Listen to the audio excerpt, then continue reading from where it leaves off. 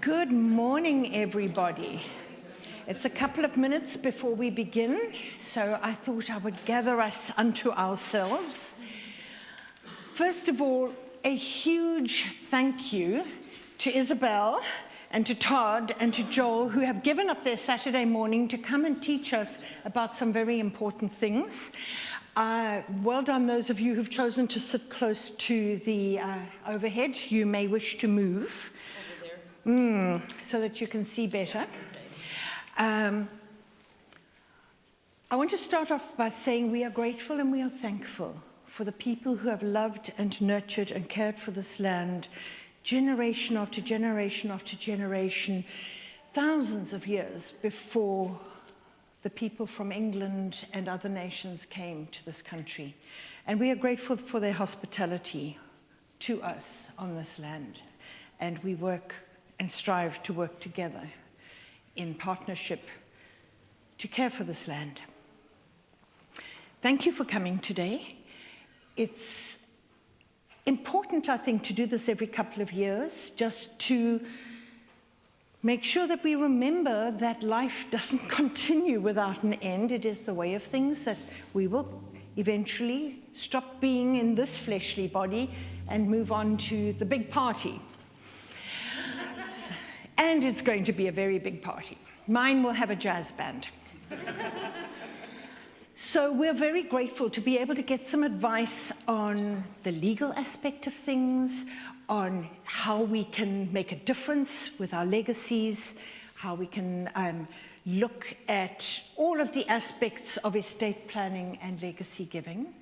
And at the very end, I'm going to talk to you about the practicalities of your funeral, because I really want that in writing in case your kids go, oh, she didn't want a funeral, and I can go, this is what she asked for.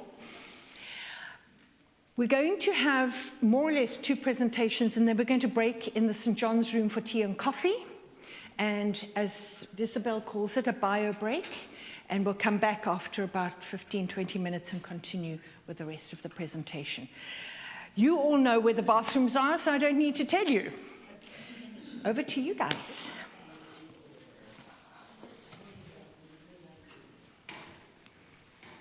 Thank you, Ingrid.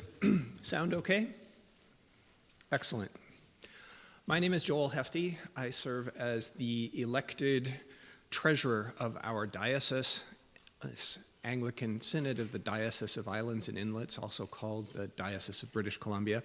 And it's my pleasure and honor to be in this role and to be with you today to talk a bit about estate planning, legacy giving, and to offer my perspective for the things that I have some knowledge about. I'm delighted to be here with Isabel, my colleague, the Chancellor of the Diocese, and with Todd Troyer, a partner in the chartered accounting firm Baker Tilly, who is donating his time today. We are immensely grateful, Todd. Thank you. So we've talked a bit about who we are, and this is the plan for the day. We'll talk a bit about the perspective of a recipient organization, how it is that that organization might use funds that are left to it, the things that are important for that kind of bequest or planned giving to include. Todd has expertise in accounting and taxes, and his comments will be very useful, I think, for all of us. I always am taking notes when Todd speaks because he has perspective that I don't, especially about current tax law. Very useful. And then after the break, Isabel will talk. You will love listening to Isabel. She speaks from experience and with great confidence, and I am certain that everyone here, whether you're attending virtually or in person, will go away with something useful. Okay, and after that, Ingrid will talk a bit about planning for our own conclusion and how to make that as easy as possible. Okay, now you've heard this twice. If you hear it again, you'll know that you know it for sure. All right. So my comments are fairly brief about recipient organizations and the things that are important to them. And these are the topics that we'll cover. One is the idea of a lasting impact. The next is the importance of flexibility. And by the way, I do have some things that I will hand out at the end, and it's useful to take notes. It is particularly important in our own learning. If you're connecting, writing and listening at the same time, you're much more likely to remember. So my notes will come at the end, and they'll be available for you. Okay, so lasting impact, flexibility, and the importance of that in any kind of giving that you do. The donor's wishes, and making certain that those wishes are clear. We'll talk a bit about fiduciary duty. Fiduciary, a fancy word for what you do with other people's money. So the responsibility over funds that are entrusted to your care. They are not your funds, but you must look after them. And this is much of what we do at the synod level and also at the church level. So there is a fiduciary responsibility to respect the donor's wishes and the intent of the donor. We'll talk about ways that make gifts last. And I have some examples of ways that another parish in our diocese happens to be where I worship, so I have some knowledge of their financial policies, and I have permission to share one with you. And I'll talk about that for a bit. And then we'll talk about money at work and the oversight of that money that stays at work in the long term. Okay. So first, let's start with the lasting impact part. And we think about wanting to have a lasting impact, to make some significant contribution, something that lasts. Maybe you want to have your name attached with it, maybe you don't. Maybe it's just the happiness that comes through giving. I remember being struck about what pleasure there is in giving away money, not just acquiring it, but giving it to something that I believe in. And that's something that I hope that you also are able to discover that joy. The significance of the gift is personal. You know, what's the widow's mite, the story of that. And when someone gives from the heart and gives something that has meaning to them, that's the important thing. The organization then also has an obligation to receive that in the same spirit with which it was given. And so we are mindful of that on an ongoing basis. When we talk about flexibility, I'm talking specifically about some donors have very precise wishes which are easily addressed and followed. Some donors have wishes that are much more difficult to follow, especially if the gift is a long-term gift. Isabel and I spend a fair amount of time looking through wills and previous synod documents and previous diocesan council decisions to determine how did we get to this place of this particular gift being used for this purpose. And so it's important for there to be some flexibility if it's possible to do so. I've included some wording that is not unusual, that provides flexibility. I would emphasize the points in blue on the screen, though. You would want to ask the recipient organization what their preference is.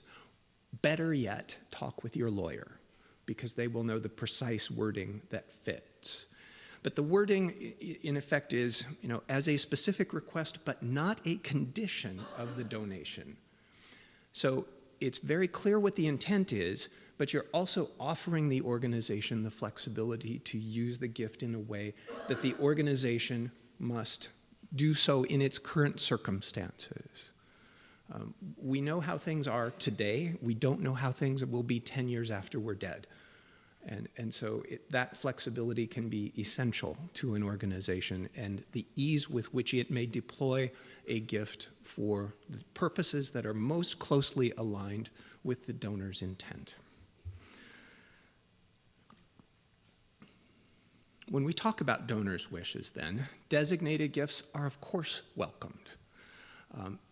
But we're just mindful that those intentions may also have a sunset, that particular ministry of a parish. For example, at St. John the Divine downtown in Victoria, we have a food bank, and that's a really wonderful ministry.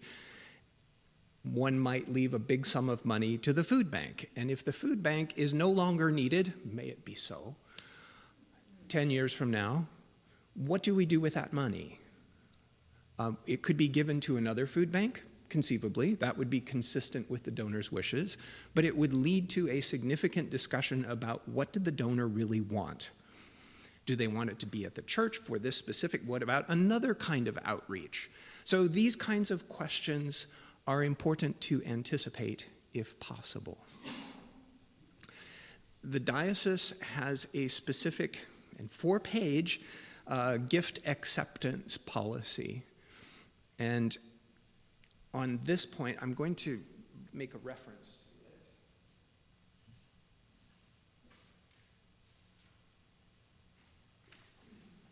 it.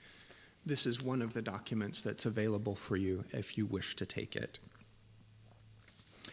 It goes on about conflicts of interest and different kinds of gifts that may be accepted, but it's important to note that just because you want to give something to an organization, it does not have to be accepted by that organization.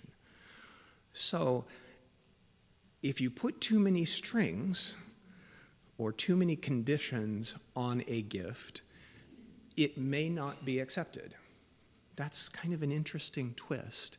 The policy at the Anglican Synod of the Diocese of British Columbia is that it's the finance officer who has that discretion, and the finance officer may defer this to diocesan council for a decision. Diocesan council, of course, being the representatives of all of us who comprise the synod. There's some suggested wording and different types of accepted gifts that the diocese anticipates receiving. We'll talk shortly, Todd in particular will talk about the flexibility and tax advantages of gifting appreciated securities and essentially excluding the CRA from being one of your inheritors, which for some is very appealing.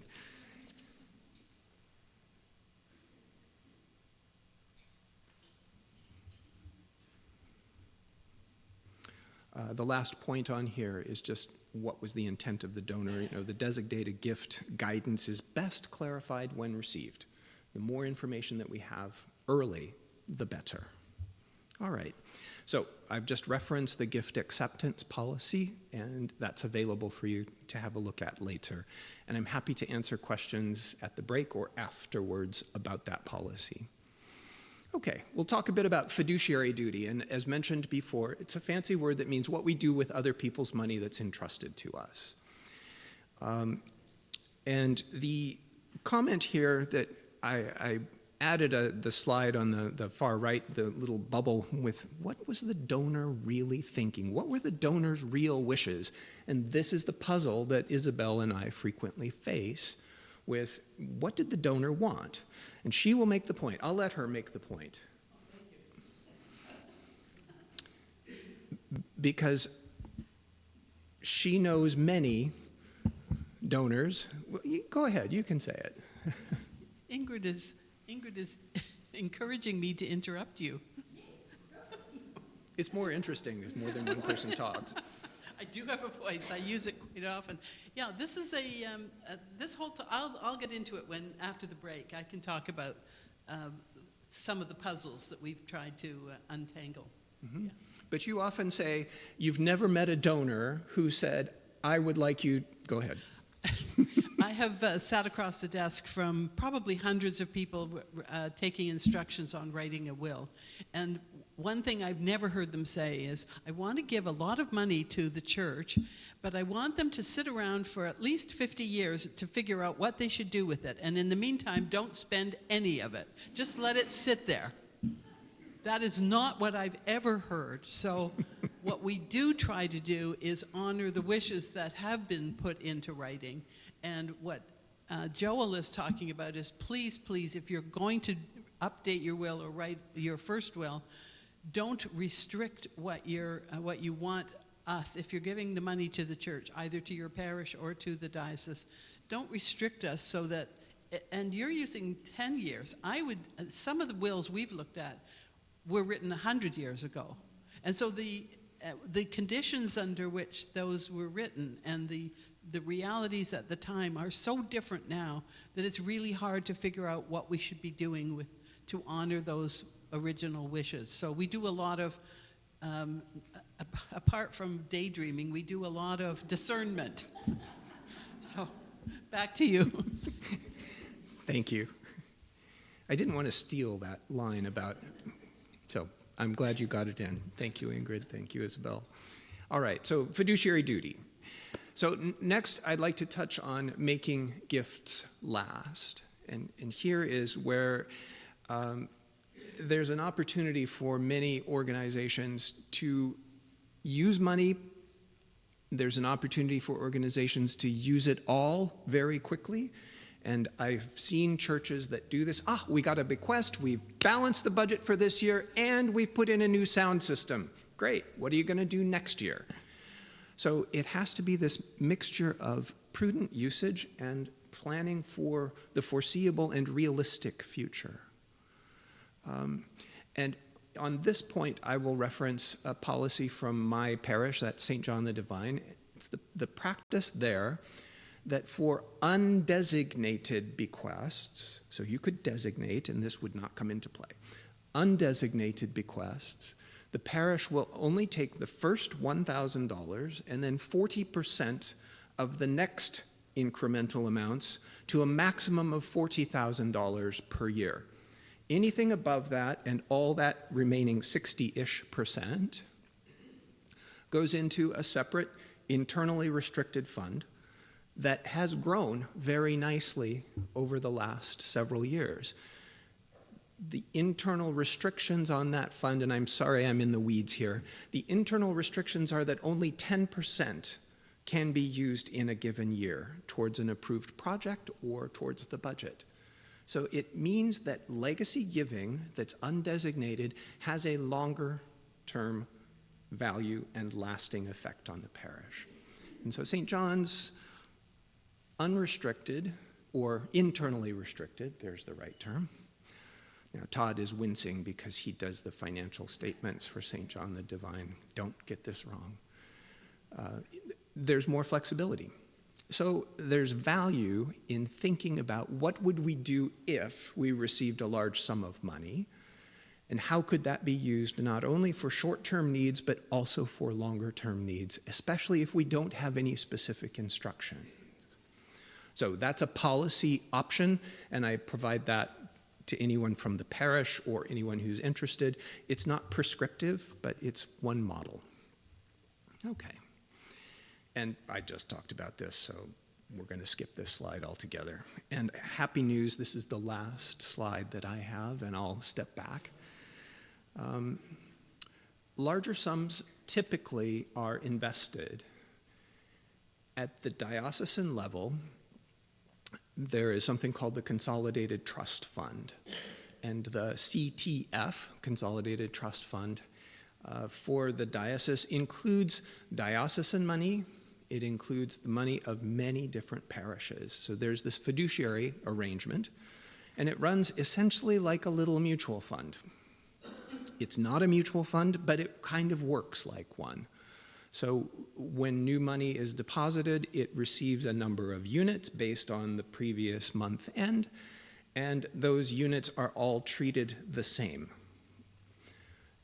The fund aims to provide regular income and prudent growth, and has some parameters around what is an acceptable investment and what isn't. It is professionally managed by a firm presently managed by a firm called Jaroslawski Fraser, and it's overseen by a committee of several people, 6 or 8 of us, I believe. Yeah. And it gets quite a lot of scrutiny. There are discussions right now about how do we respond to the current economic situation and what is in the prudent best interest, not only in the short term, but in the long term, because some things are likely to last and some things are not. So with income and growth and prudence and capital preservation all kind of floating around there, this is what happens with long-term funds. The work of that committee and the results of that fund have been, I wouldn't say impressive, but very good for what it does. It regularly distributes about 4 to 4.5% of its income, and it has grown. So the overall performance over the last 5 years, I believe, is about just under 10% per year. Can you do better with a private investor advisor? Maybe, but this is a lot of people's money, and it's invested for the benefit of many people, and that's not a bad return. So I'm proud of the work that that group does. All right, happy news. That's the end of what I have to say. So are there questions before we move on to the accounting side of things?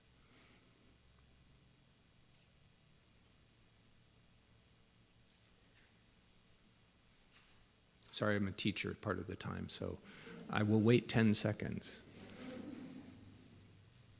Okay, well, please do feel free to talk to any of us at the break. And with that, I will pass the microphone and the machine to Todd Troyer from Baker Tilly.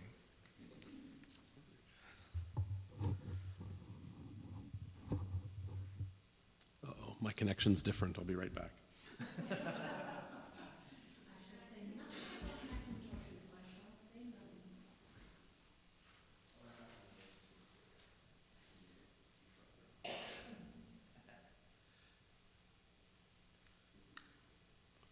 With technology, you have to travel with a bag of parts. So.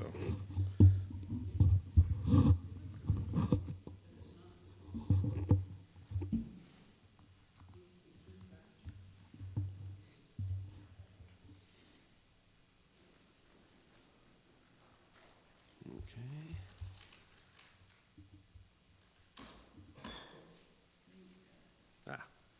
That looks like success to me.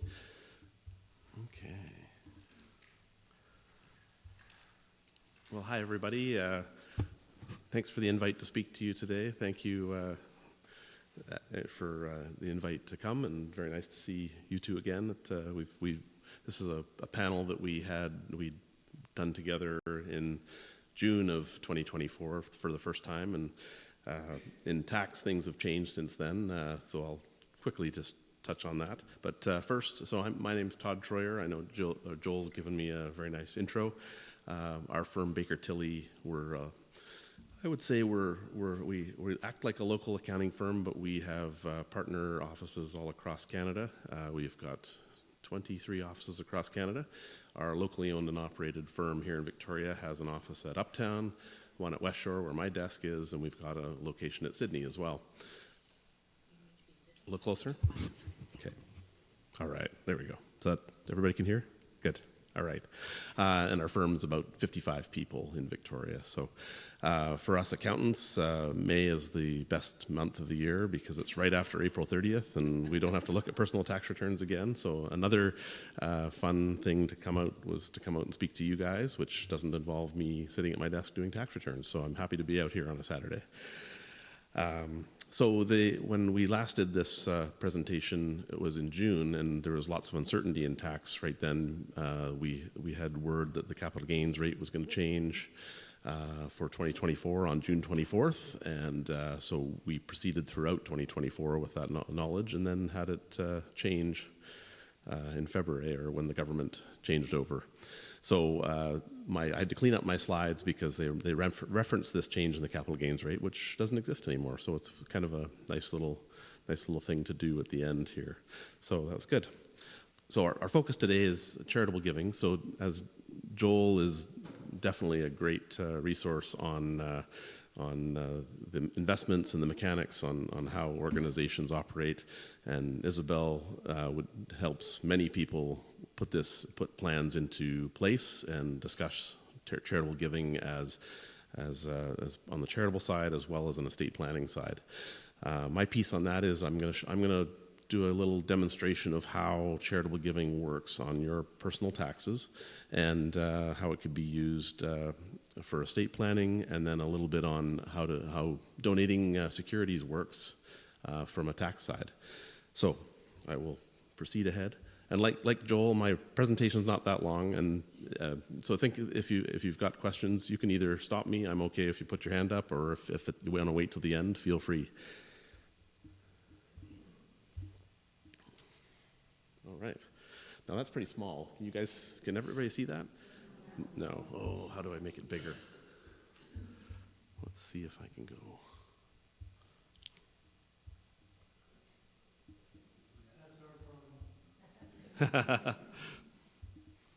Well, you know what? I will. So, first off, as a disclaimer, whenever we talk tax, at our firm we prefer to make it a tailored solution for every one of you. Everybody has different circumstances and different things going on in their lives, and so my presentation here can't really deal with them all. And so our tax system's complicated, and it's getting more so every day. The purpose of the discussion is to help you understand the benefits of charitable donations in general. I won't be able to discuss all the rules. I'll try, otherwise you will be asleep by the end, so I try to avoid that. And each of you will have specific facts that may require analysis and application of the more complicated rules. So after this, what I'd hope you'd do is you'd go, okay, now I have an understanding of how it works. Now I can go get some advice on how to do this. So seek specific advice on donations and bequests, especially as part of the estate plan. Day-to-day donations during your lifetime, it doesn't require a lot of planning. It's it's great to give to the charities that you care about, but when using as an estate planning tool towards end of life, there are some tricks and traps and things like that. So,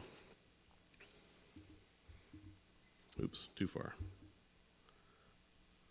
Oh. Post-tax season jitters.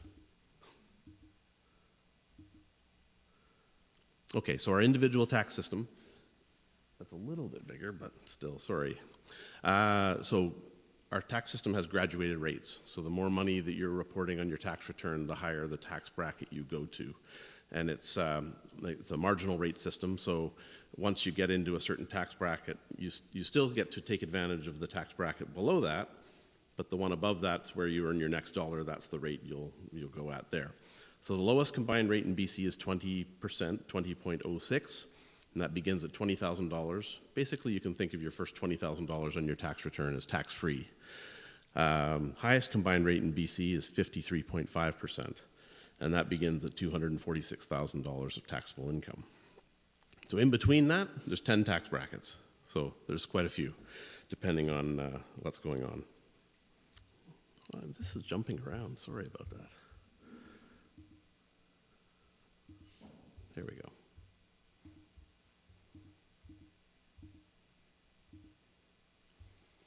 Okay, charitable donation. What is a charitable donation? So it's made to a qualified donee, so a registered charity and some others. Churches qualify as registered charities. It must be a voluntary transfer. It can't be something where you get return back. It's without obligation and no material advantage.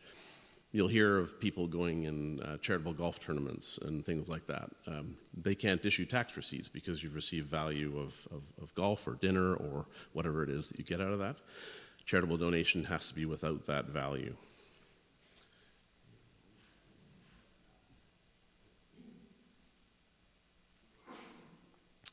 So it must be, the qualified donee will issue a charitable tax receipt for the value of the donation. So most of you will have the experience with your organization here. You make your donations through the year and you'll get a receipt at the end. I think it's a consolidated one, I guess. It wouldn't be for every Sunday, probably. That's how most organizations do it. So the donation tax credit mechanism. So many people think a donation is a reduction of income. It's not. It's a non-refundable tax credit on your personal tax return. So what does that mean? A tax credit reduces the federal and provincial income taxes in the year you make the claim.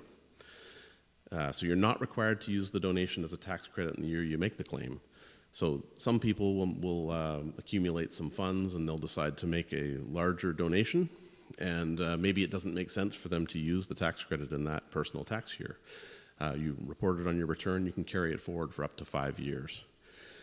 So the maximum donation that can be claimed in the year is limited by 75% of your income and 100% in the year of death and then the year prior to death.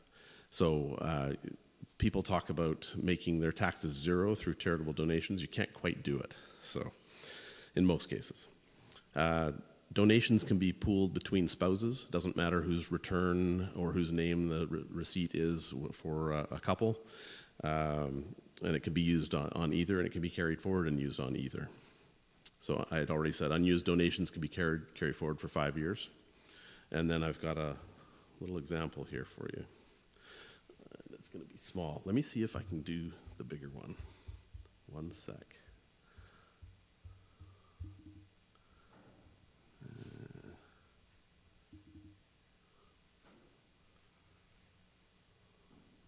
No, wrong one.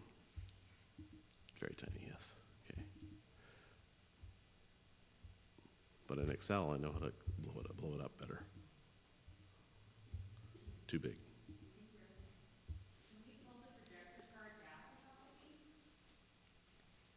That might work.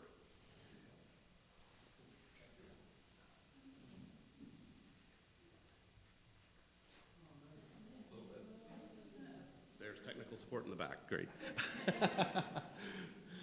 Okay, that'll be helpful with a couple of the spreadsheets. Unfortunately, when you come to deal with accountants, you end up with spreadsheets. So Joel's presentation is all really nice looking and has pictures and all that. I'm not very good at that. Okay, so this table basically lays out the tax credit rates for 2024. So when you donate $200 or less, you get the federal rate at 15% and BC rate at 5.06, so a combined 20.06. So for 200 and under, you get the smallest amount of bang for your dollar. So the remainder, if your income's under the 246,000, is at 29% federal, 16.8% BC, so a combined 45.8% tax credit. And if you're over that 246,000, so in the top tax bracket, 53.5 is the donation you get. So you donate $1 and you get 53.5 cents back as a tax credit. So the government system has made it so that charitable donations are a good deal. You can help organizations that you care about and get a break on your tax return. In my mind,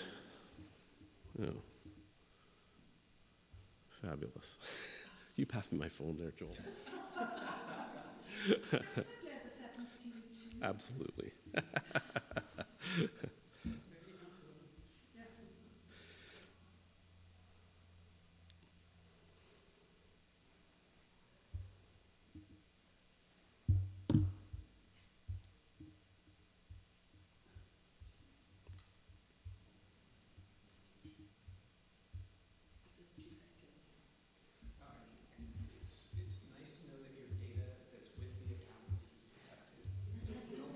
It's very secure. I can't even get in.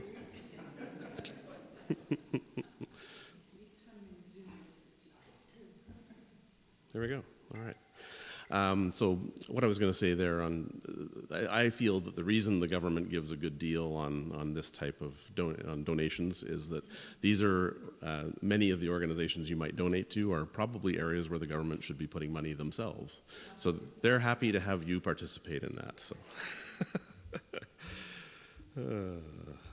Okay, so little example. So if a $10,000 donation is made, and that's less than 75% of net income and less than $246,000, your credit on your first $200 is $40.12, and the credit on the remainder is $4,488.40, and so total tax credit to use against your taxes, $4528.52, so 45.29%.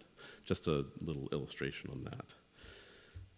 Okay, unfortunately, I'll have to go back to my small slides again. This will be my learning for next time, figure out how to make the PowerPoint bigger. There we go.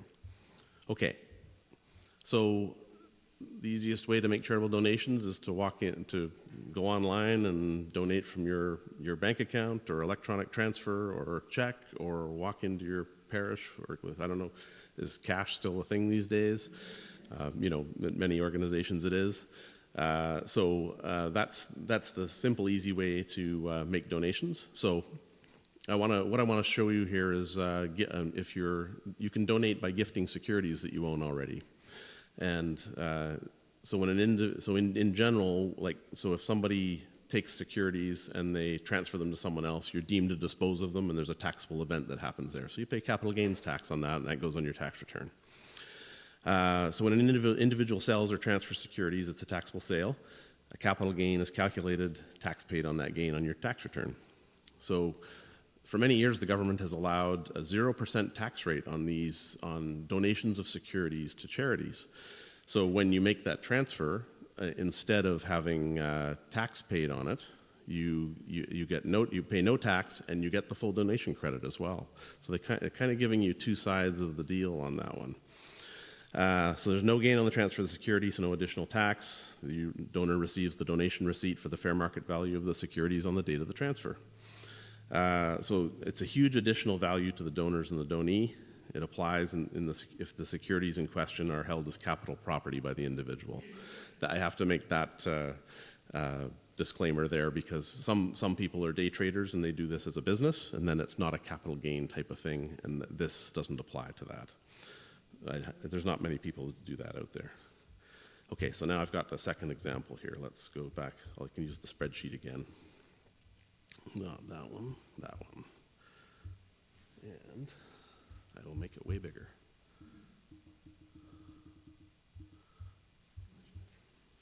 There we go. We've got a chance anyway. Okay, so I'm going to compare a cash donation to a charity versus a donation of securities. And so the concept of value is, remember I said a donation has to be without, you can't get anything out of it. But the one thing you can get out of it is a tax advantage. So it's the one thing you're allowed to get out of a charitable donation. So I'm doing this at the BC 2024 federal tax and credit rates. I'm doing the calculation at the highest tax bracket. So if someone does this on their own and they're in the middle, it's going to be a little different result, but it'll give you the concept. And donation is less than 75% of net income, so no limitation there, and the security is held by the taxpayer as capital property, so this zero rate does apply. Okay, so if we have, fair value of security, let's say someone's making a $50,000 donation of securities, and the adjusted cost base of that security, what you paid for it, is only $1,000. Some of you may hold these securities that have been around for a long time. Bank of Nova Scotia, some of the other banks that you've held for a long time, and prices have gone way up. So there might be this large type of gain in there. So if tax payable if securities sold and cash net of tax is donated. Okay, so we'll just walk through this. So proceeds of disposition, $50,000. So from there we take the $1,000 adjusted cost base, so a $49,000 capital gain. And the tax rate, 50%. I don't have to worry about that other rate we were talking about, which is very nice. So taxable capital gain, $24,500. BC's combined top tax bracket is 53.5, so tax on that would just be just over $13,000. So you take the 50 that you're going to donate, minus pay the tax, donate the rest, you end up donating $36,892.50 to the charity. And you get a donation receipt for that. So the working through the tax credits on that donation receipt, here's the federal, the time by both brackets, and the provincial by both brackets, so total tax credit of $19,671. So here's the value that's created for the charity gets $36,893 in cash at the end, because charities, when they receive donations of securities, mostly their policy is to sell them right away and turn them into cash and then invest them in securities that fit their profile and plan. So charity gets cash of the $36,000, donor gets a tax savings just under $20,000, so total value by donating cash, $56,000. So we'll contrast that to if we donate the security rather than selling it and then paying the tax and donating the remains. So taxable capital gain was a fairly big number up there. It's 0 now. Donation receipt is 50 because you don't have to pay any extra tax. So you've got all this cash that you can donate to the charity. Donation tax credits, $26,000 there. So the charity gets a donation value of the 50 that they get to use and put into their programs and follow the wishes with. Donor gets a tax savings of just under $27,000. So total value by donating securities, $76,000. So an increase in value by donating those securities, $20,000. So 36% more value for yourself as the donor, and the charity is receiving the money. Does that? This is always complicated, and this is where I said there's rules even behind here that are more complicated. So what I was hoping that would be is just an illustration of the value of donating securities rather than cash for larger donations. We wouldn't want to donate every Sunday your securities. That might get tough. Yeah, one share of a very small stock. All right. So there's gifts of securities. And then let me go.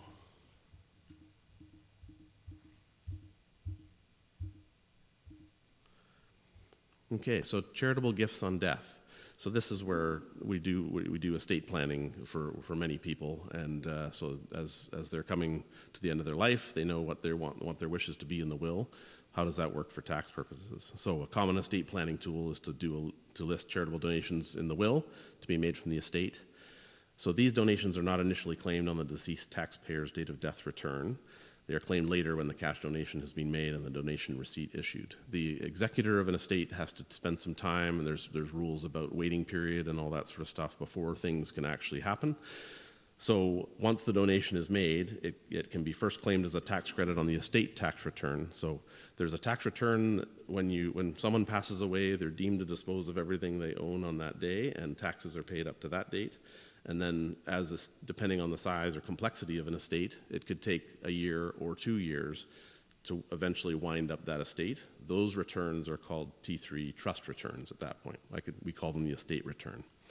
So donation can be made on the estate returns, or it can be carried back to the date of death tax return, which is really helpful usually because the date of death tax return, when somebody passes away and they're the last to die of a couple, everything becomes taxable. There's no spousal rollover to another spouse. There's no rollover to the next generation. That's when I say the chickens come home to roost, and CRA gets their last shot at you. So RIFs that you have, assets that you haven't used during your lifetime, the value of that becomes taxable. That's usually what mainly drives the taxable event when people pass away as retirees. So being able to carry the donation back to that return is very helpful in estate planning. So, and also the last thing to make here is, so the donation can be up to 100% of the income in the date of death tax return or the tax return prior, or 75% limitation on the estate return. Now, so there's a concept. Who's heard of alternative minimum tax? Couple. So it's been in the news recently. So when you do your tax return, your return is calculated under Part 1 of the Income Tax Act, and you report your income and take some expenses off and your non-refundable credits, and they calculate the tax. Your donation credit goes in there. Here's what you owe. Here's what you already paid. You refund or balance owing at the end. So there's another system. A number of years ago, the governments of the day brought in, they felt that high net worth Canadians weren't paying their fair share, and they were using things like charitable donations to try to make the abilities to not pay tax and not help fund the government and take their money to the charities that they want to support. Charity is just an example. I'll go to a couple of others. So they brought in this system where they discount the benefits of charitable donations and the other things that they can do. So there was another system. So you owed this amount on this side on Part 1, and then alternative minimum tax comes down to a different answer. If the alternative minimum tax number was higher than your Part 1 tax, you had to pay the higher number. Now, there's a credit you get. You get credit for that. as you pay Part 1 tax as things go on, you get to claim that for up to 7 years against that. So it's not a hard tax that you'll never get back. They're just making sure that everybody pays some as they go through their lives and even to death. So if your eyes have rolled up into your head, that's okay. That even us tax practitioners, we look at this and go, wow. So it's for people that have income greater than $173,000. There's an exemption below that. So tax preference items are the things that are not included under the AMT that you could catch you. So if you have a year where you have large RSP contributions, can trigger this. Eligible dividends, because they get a preferred dividend tax credit. Capital gains exemptions. So if you sell a qualified small business as a business owner when you retire, there's a capital gains exemption that you get. That's a huge tax savings that triggers this as well.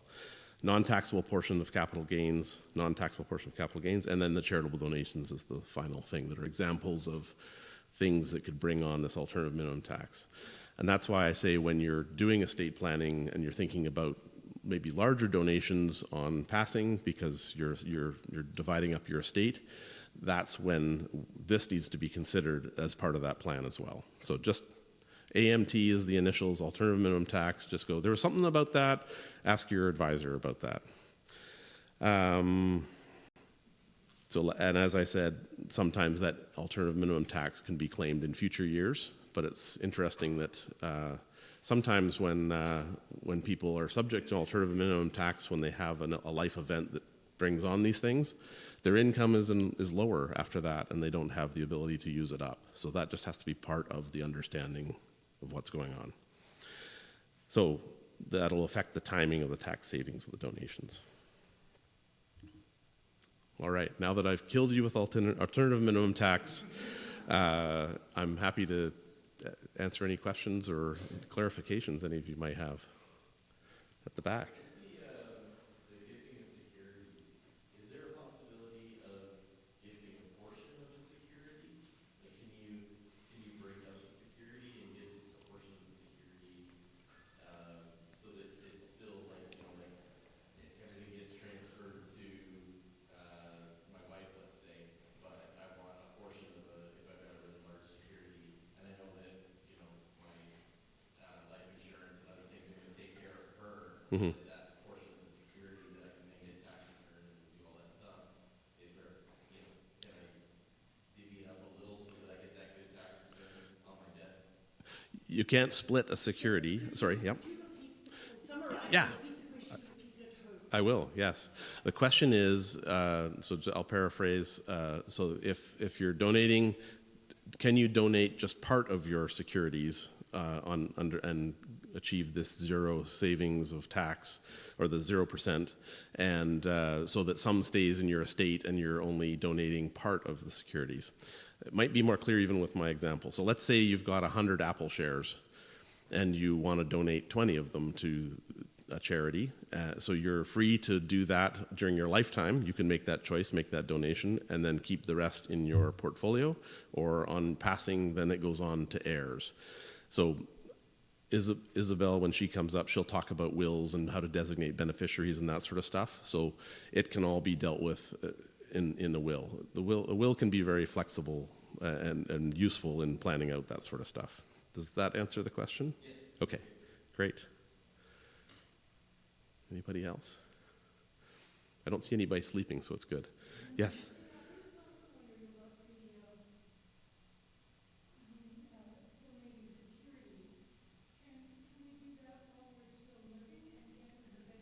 Absolutely. Can you donate securities during your lifetime? Absolutely. It happens every day or every month for the diocese and the parish churches, and charities are already prepared for it. They've got the forms all set up, and your investment advisors know how to do this. They've done it for many of their clients. It's very common, and that's actually, you'll probably get more benefit from the zero tax rate during your lifetime. Yeah. You bet. All right. well, I'll shift over here and I'll pass over to Isabel. And if other questions come up, I'm happy to answer. I think it's time for a comfort break, and there is tea and coffee in the St. John's room, so please take a break. And what is the time now? So maybe we'll say we'll be back at 10 past 10, 10 past 11? 10 past 11? Okay. Isabel, you don't need the tech, do you? No.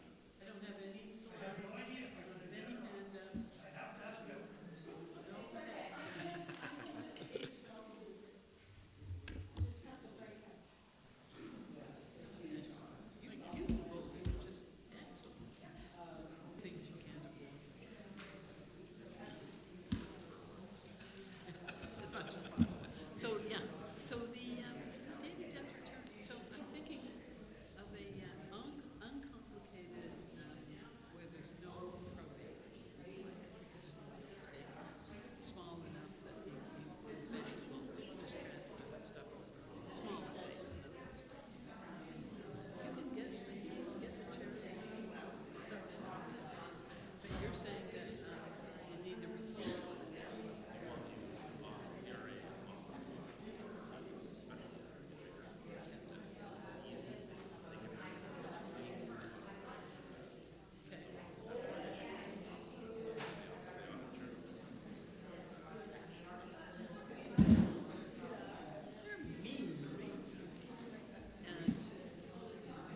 I think I'm going to say,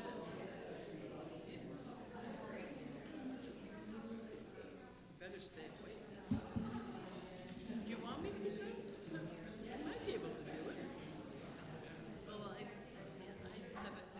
have a famously bad back, and I was entertaining yesterday, so, and I had some stuff to move around because we had a printer installed. Yeah, so moving stuff around, not good for back.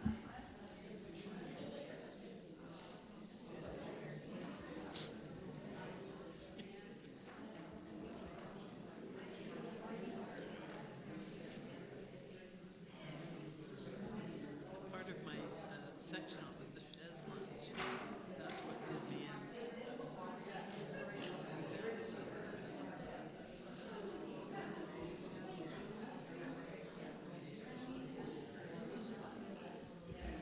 Sorry to be bossy about the handouts, by the way, but people All right, we all seem to be back together again. Mike, do you need a countdown to? We're good. Thank you. Well, Mike- thank you so far to Joel and to Todd for their really helpful financial input. As somebody just said to me, some of it went way over her head, but she knows now to speak to the right people about this stuff. So that's very helpful. And now we're firmly in the capable hands of our Chancellor. Thank you, Mike. How's the sound? Okay, thank you.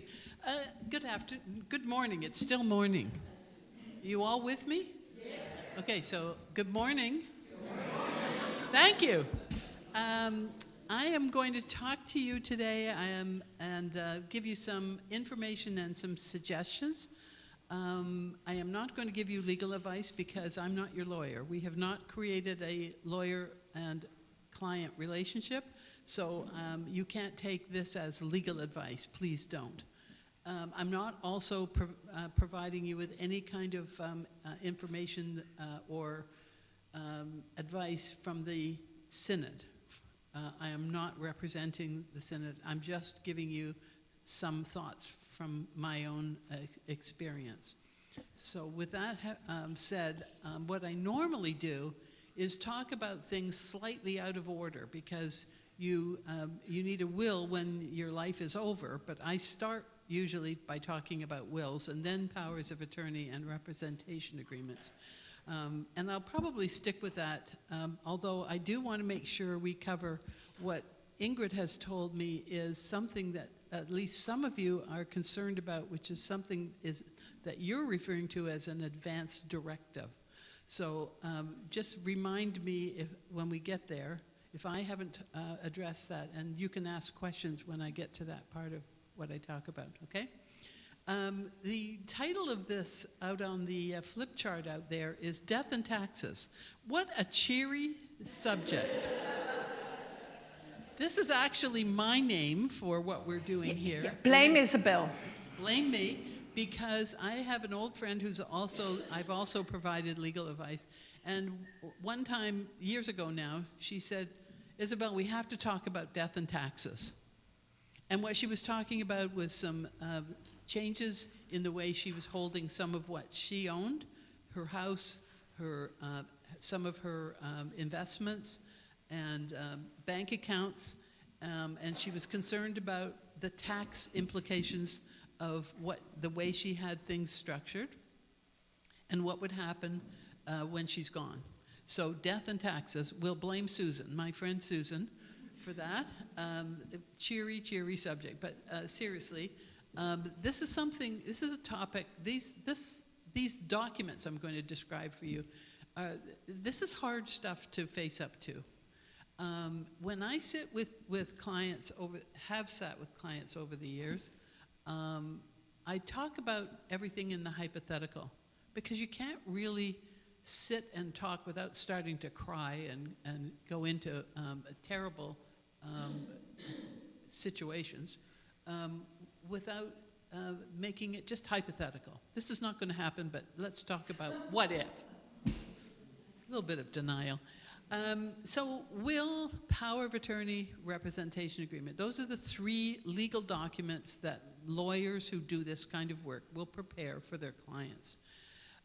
You'll be surprised, I think you'll be surprised to know that in British Columbia, more than half of the population dies without a will.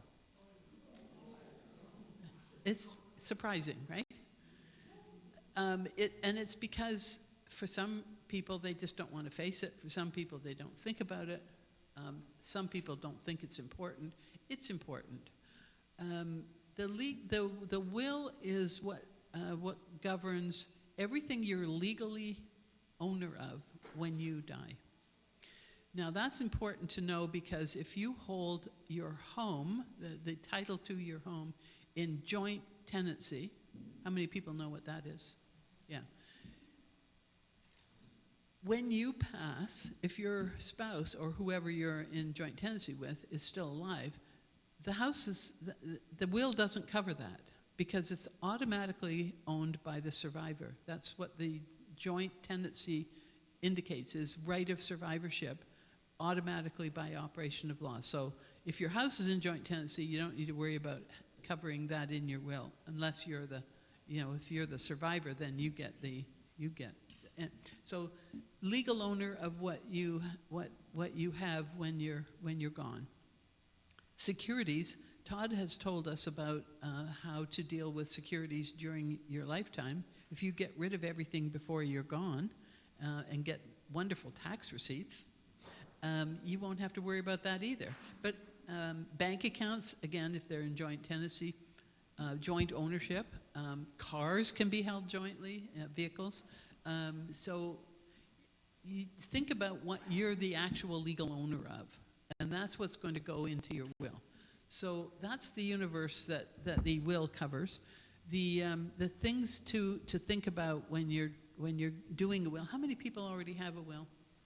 Oh, lots of you. Okay, I recommend that you look at those every 5 years, or if there's been a major event in your family, birth, death, marriage, that kind of thing. Take a look at it. Just refresh what you've got in there. The important things to cover, the most important thing to me is who you appoint as your executor. If you're in a relationship, long-term relationship with somebody you have a great deal of trust in, you can name your spouse. I say can because it's not always a good idea. If you've died, your spouse is going to be in mourning, and they're not necessarily going to want to take on a whole lot of work. You might think about somebody outside of the family circle. So your executor is somebody you have complete trust in, who will follow your wishes. There are people who have more assets and complicated situations with what they own, will consider an institutional executor. It could be a bank, or one of the banks have. I think they all now have trust companies associated with them, merged into them, and accounting firms. I'm sure you've probably been nominated.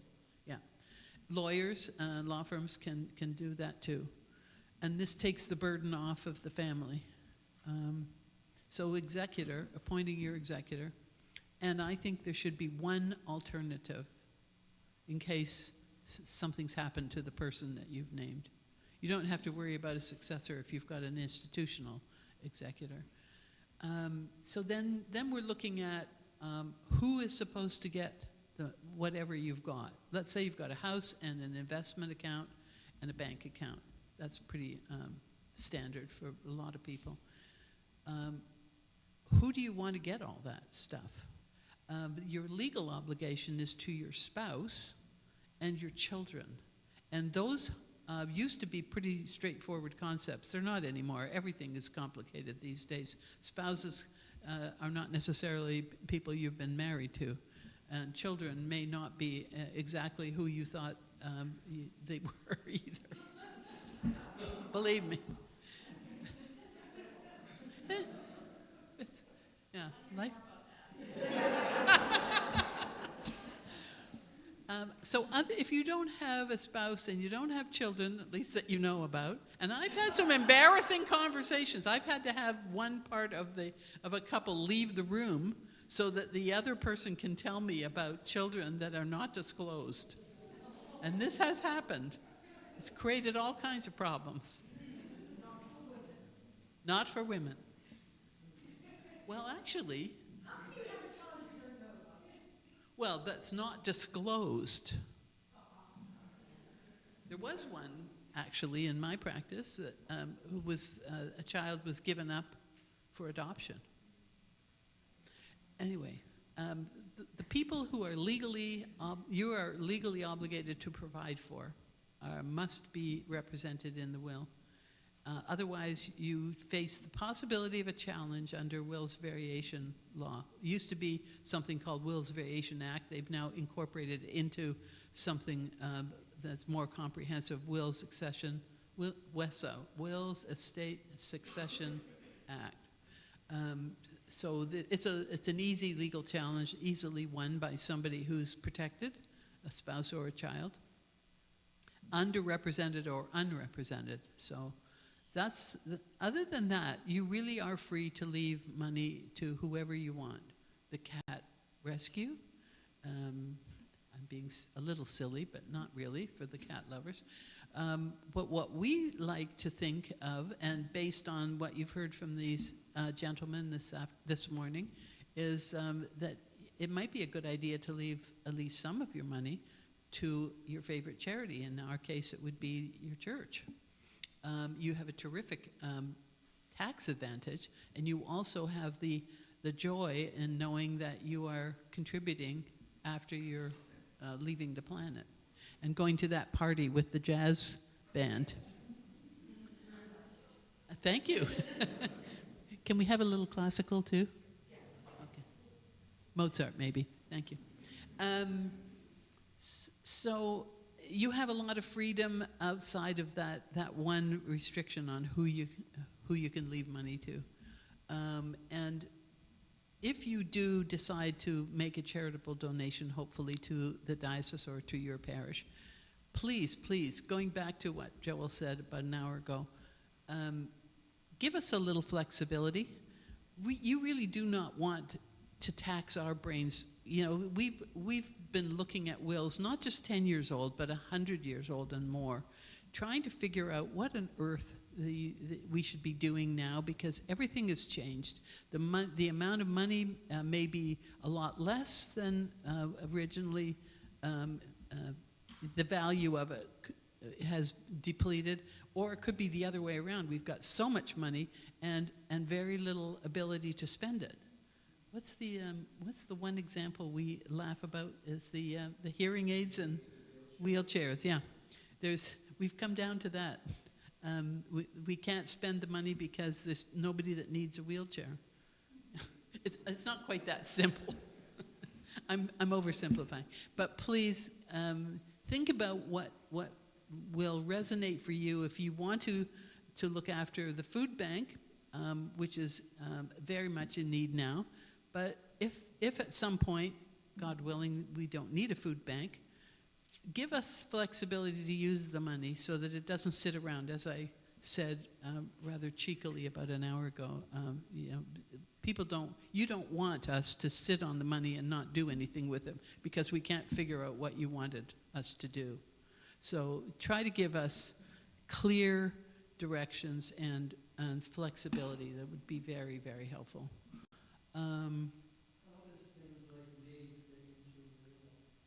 I'll talk about that. It doesn't have anything to do with the will. Well, yeah, the drafting of it doesn't. So that's the will. So we're talking about who gets, and we talked, you heard about fiduciary duty earlier. Joel talked about fiduciary duty.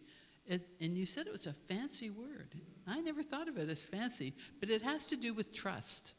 Trustees are fiduciaries, and executors of estates are trustees. They're fiduciaries. And when we receive money from an executor who's already a trustee, we receive it as a trustee as well.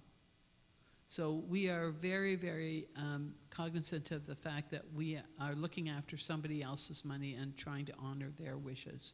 We take that seriously, and even though we do have a little bit of fun sometimes laughing about some of the restrictions that we just can't make fit, we do our best to honor what we think the original intention was. So that's wills. Let me stop there and ask if anybody's got a question about wills. What?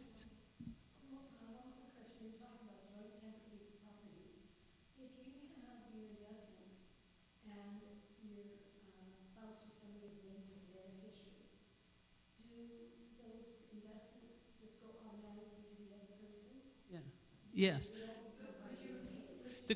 I think the question is if you own securities, and in your will you say you want the securities to go to your spouse. No. When you have securities, you have to name the beneficiary. When you do the farms, when you buy securities and you invest in a security company or whatever. Yeah. There's a place where you have to write in the name of the beneficiary. So when you pass away, does that go automatically to the beneficiary, or does it go to the estate and then the beneficiary? I'm pretty sure the answer to that is if you have to say the estate is the beneficiary for it to go into the will. If it's to the beneficiary, if it's to a named beneficiary, it would go automatically. Am I right? Yes. I know that works for life insurance and for tax-protected things like RSPs and TFSAs. So if there's a named beneficiary in a securities ownership, in a life insurance policy, in a tax haven, tax protected investment, it goes directly to the beneficiary. It does not fall into the estate. Remember, it's everything that you legally own when you die. So if there's been a beneficiary named, it goes directly to that beneficiary, right? Right. There's another piece. I'm going to hand the microphone over. So if your question includes a non-registered account. Closer to the mic, please. Yep. If your question involves a non-registered account, so not a TFSA, not an RSP, not a RIF, just a portfolio, you can have the joint tenants named on that portfolio, that account. And so if it's with right of survivorship, if the one passes away, the assets in that go directly to the other spouse. And I believe Isabel can correct me on the legality of that, but on a taxation side, it's a spousal rollover as well between the two. And so it doesn't go through the will, it goes direct to the other spouse if the account is set up that way. The ones you're talking about where there's a beneficiary, it would be an RSP or a TFSA. You always want to have a named beneficiary to keep those going directly to who you want it to go, and then you don't have to utilize the will as a tool for that part. That's right. So, so there's two things. There's naming a beneficiary, and there's also holding an asset in joint tenancy. They would, yeah, same result. Yeah. Okay. At the back, please. Great. I think just a follow-on to. I was going to use my teacher voice, but. No, not for the. Can you hear? Yeah. Oh, wow. Okay. So just as a follow-on to that, I think there's maybe a question in there as well about if you've got a beneficiary named for the security or whatever it is as part of the, having the document, and there's something put in the will that says, oh, I'd like this to go to whoever, and that was done by accident or I don't know, for whatever reason, does one supersede the other? Like would the beneficiary of the security, that document, would it supersede what was put in the will? I believe it would. Okay. The provision in the will would just what we lawyers call lapse, because there's nothing there. If the value went directly from person A to person B by beneficiary designation, then there's nothing in the will to leave to anybody. It would just lapse. Okay. One quick question. Is it recommended to have one executor as opposed to a number of them? I like, okay, so this is an interesting question.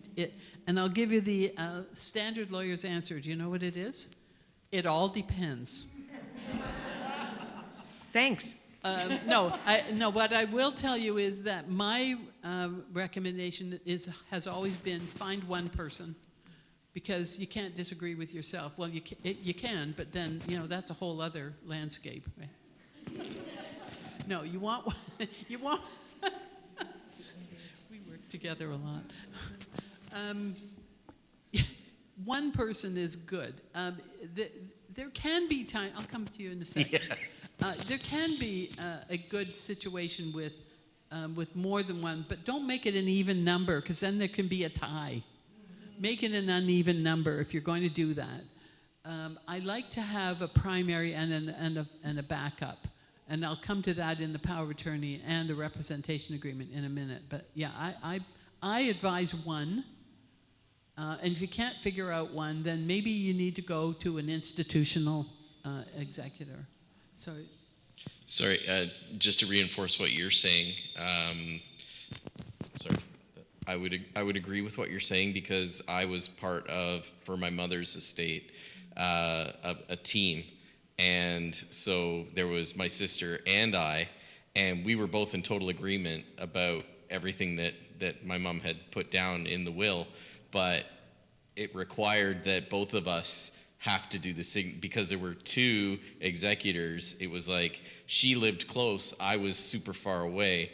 And every time a document needed to be signed, I had to travel 3 hours to get to the lawyer to sign it. And then it was logistically a nightmare to get the whole thing completed. Whereas if it had just been her with me as a backup, if she couldn't have done it, again, it would have been the same outcome, but with a lot less hassle.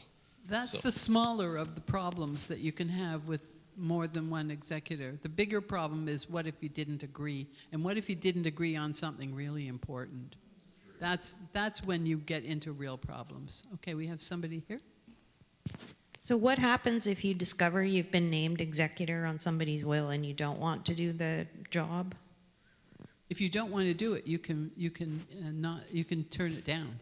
You just have to do it before you do anything. If you touch anything to do with the estate, you're toast. You've got to complete. But thank you for that question, because thank you for that question, because it brings up an important point that I haven't made, which is I believe that the will that you write should be a confidential document that you don't share with anybody. You should ask your executor that you want to appoint whether they would be willing to act for you. That's all the conversation you need to have with them. If they say, well, I need to know more about what you're going to do and how this is all going to work, You can decide how much of that conversation you want to have, but please don't tell your beneficiaries you're going to give them whatever you think you want to give them, because you could change your mind. And in the meantime, have you heard the word entitlement? Okay, so people start to feel entitled to what they think they're going to get. That causes all kinds of problems. So my advice has always been, keep it confidential until you're gone. Just make sure that your executor knows that they've been named and is willing to act. I've had situations where people have declined that, and it's a one-page document you sign, and you just don't touch anything, and then you're good. And if there isn't an alternative in the will, then you have somebody has to go to court and get somebody appointed. And now we're into money. So it's a good idea to money spent. We've got to.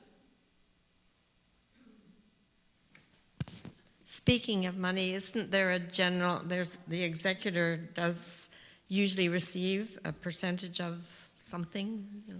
The executor gets to be reimbursed for all of their out-of-pocket expenses. They also get to take a fee for their services, anywhere from 0 to 5% of the value of the estate. And it depends on the complexity, the size and complexity, how much that would be.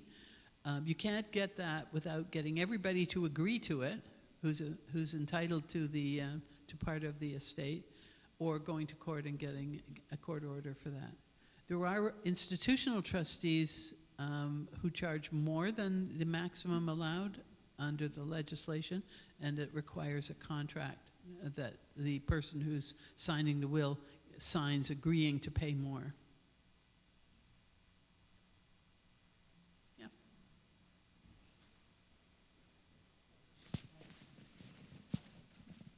By the way, I apologize for sitting through this. I have a bad back, and it's just more comfortable for me to be down here. I didn't say that at the beginning, but I hope you don't find it rude. Not at all. My wife and I do have wills and powers of attorney and advance directives. In the will, our son is named as executor, and our daughter is named as the... alternate? Yeah, no. Named as the... what?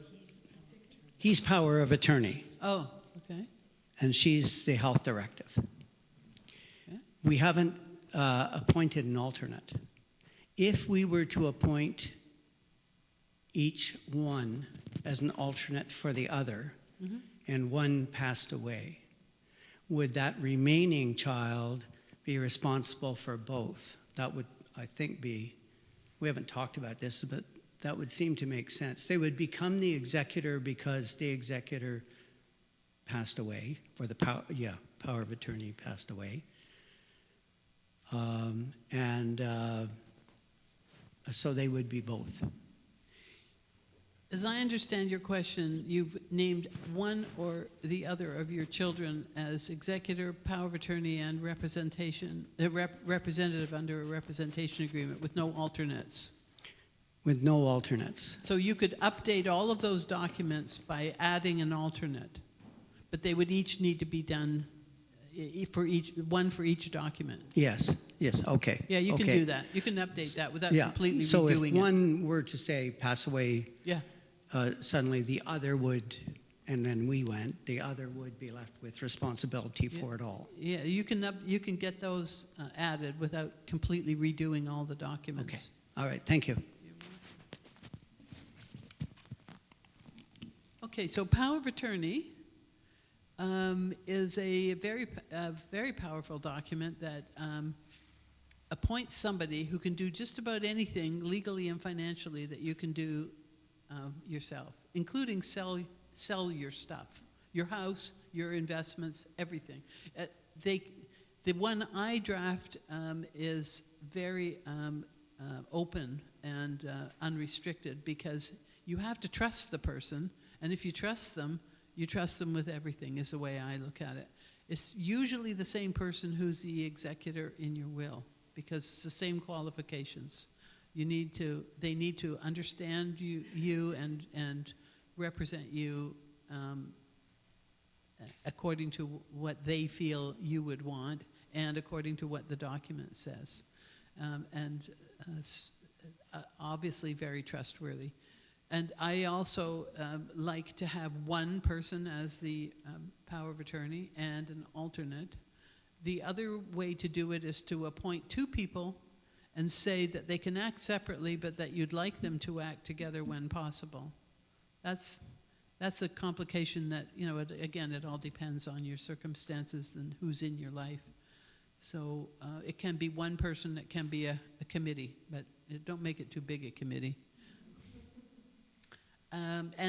So the power of attorney can have limitations. They can be customized, but like I say, I do a very open-ended one, no restrictions.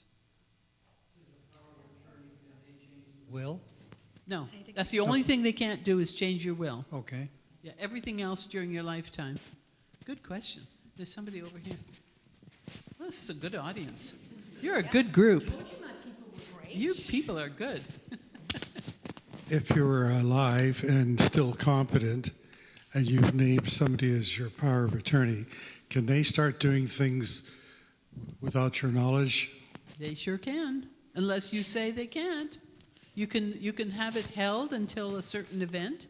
It can be kept in your lawyer or your accountant's office until a triggering event.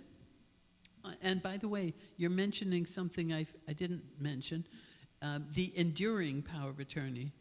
The thing that makes it enduring is a clause in the document that says that if you start to have mental decline, that the power of attorney still will be valid beyond that incapacity. And it doesn't have to be called an enduring power of attorney in the title of the document, as long as that language is in it. Am I talking about? Are you talking about the person starting to lose their capabilities and he is the power or she is the power of attorney? No, the person who gave the power of attorney. So I give you the power of attorney and you start to deteriorate or get Alzheimer's. You better update it. You revoke that and get a new one done. Okay. It's when you're starting to decline that I can still act. Okay. Beyond when you've, so, yeah. Does that make sense? So as a power of attorney, can I start to sell some of your assets? Absolutely. Who's who here? Did you give me a power of attorney? So if you gave me the power of attorney, Yeah. can I start selling off some of your assets? You sure can. That's why you need to trust the person. And if you register that with land titles, you can sell the property. Yeah. Yeah. Happens all the time. Okay. Thank you. How do you prevent that from happening? How do you what? How do you prevent that from happening? I mean, other than trust. Well, you have to trust the person you give the power of attorney to. If you start to see problems, you revoke it. And then you find somebody else, or you just don't give another one. But you have to stay in touch. There's people behind you. What is the downside of not having designated a power of attorney? The downside is that when you start to decline, you can't look after your banking, and you start accepting credit cards from people you shouldn't, and start making donations that you shouldn't be making, and nobody's taking care of you. Thank you. It's also good just even before there's any kind of mental decline. It's just good for convenience. That people who travel a lot and who are in places where there's no internet and no connectivity, it's just I've been nominated as power of attorney several times for clients who have been away during transactions that needed to be completed, and so they're just temporary. There's a time limit on them, and there's actually a limit on what I'm supposed to do. So it gives me authority to sign off on papers. It's a convenience thing. But again, I'm trustworthy.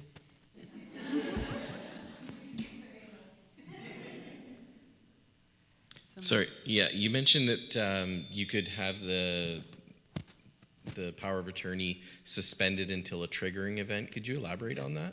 Yeah. So, like, is that in the case of, like, I could put into the power of attorney that, you know, the power of attorney isn't transferred to this person until my death, or until... Not until death, because then the will kick in. Oh, okay. Power of attorney is only during your lifetime. Oh, But okay. it wouldn't go in, the language you're talking about would not go into the power of attorney document. It would go with a letter that goes attached to it, and it goes into somebody's file cabinet that's locked. Okay. Until so the then, time comes. if it's living only, then would it be like in the case that I fail some sort of mental ability That could be a benchmark trigger, yes. that says, okay, I'm no longer able to do whatever? That's when this will kick in. You can put that you kind could of make language that- into it. Yeah, you could make that the condition. I would want it to be a lot more clear than that. Yeah, obviously, But- I'm not a yeah. lawyer. No, that's okay. But yeah. Not all of us want to be. No. Ingrid's coming over. How would you make it clearer? How would I make it clearer? Yeah. I would write the correct language. Yes. Can you just mention what it is? Yeah, it depends on the circumstances. I think if you were talking about mental decline, I would want it to be an opinion, and it's a legal standard that's based on medical findings. So you would want somebody to give a written legal opinion that this person has become incapacitated due to mental decline, and have that opinion. That would be the trigger. I think that would be clear. You don't want a court judgment, because that's going to cost money. So you just want a lawyer's opinion, I think. If you give your power of attorney to person A, and person A has given their power of attorney to person B, could person B start acting for A and dealing with me? It all depends. I don't think, it depends on the documents. I don't think so. I don't think that would work. I want to move on because Joel has just reminded me, I'm getting to advanced directives. Did you want something else on power of attorney? Wait for Ingrid. Can you have two people as the power of attorney? Yes. So one would balance the other. Well, the way I've drafted them is either one of them can act alone, but you want them to work together if possible. Okay. So it's a joint appointment, but either one of them can act alone. That has worked in the past. Okay, I want to move to the medical side of things. We've touched on this a little bit. Who was asking about advanced directives? What do we want to know about?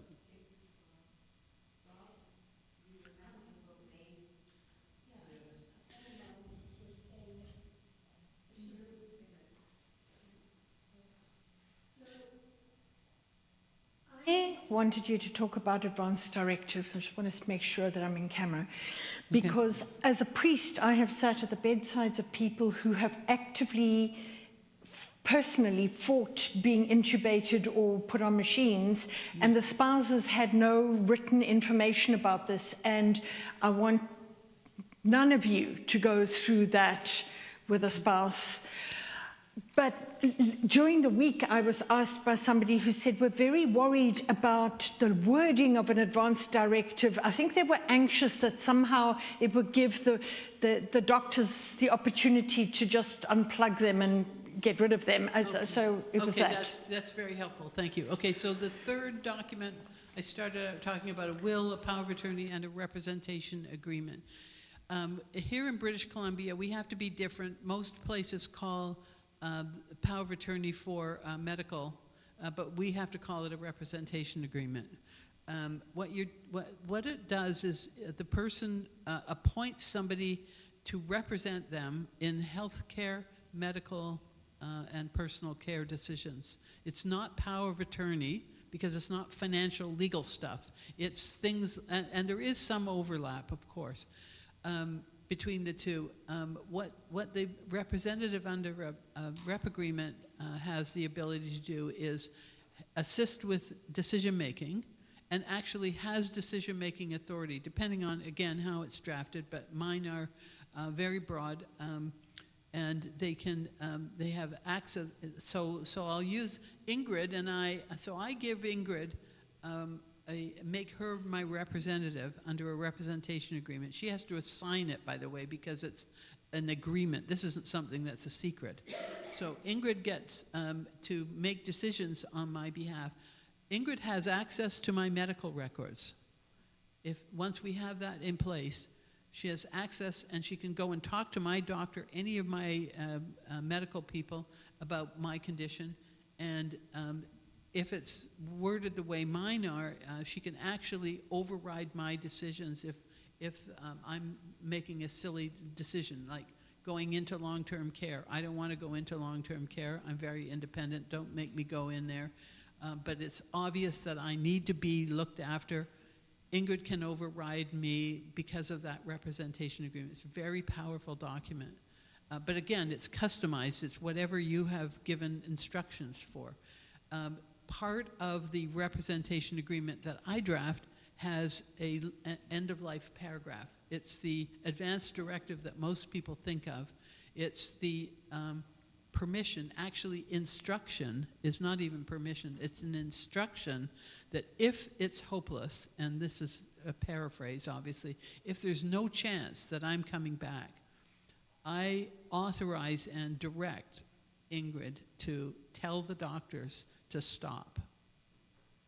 And that is very powerful because it's not Ingrid's decision anymore. She doesn't have to live with, oh, I pulled the plug. I'm responsible for the end of this person's life.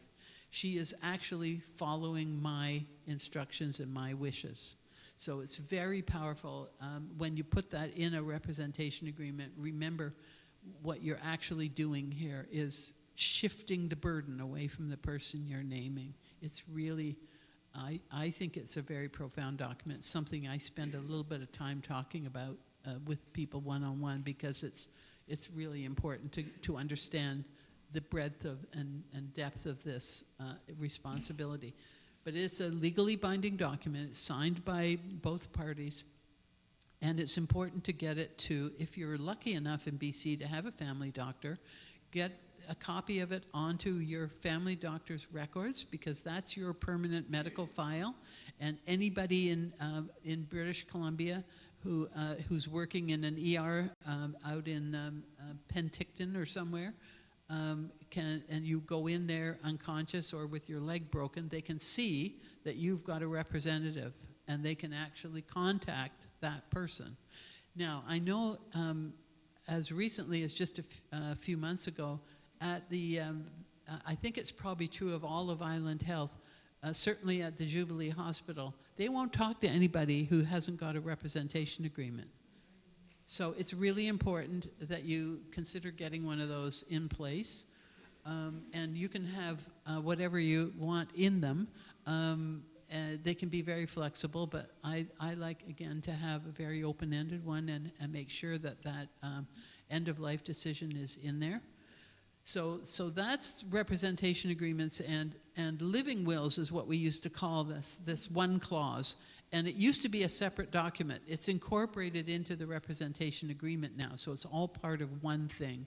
It can be separate, but it's better to incorporate it. So there are a couple of other things.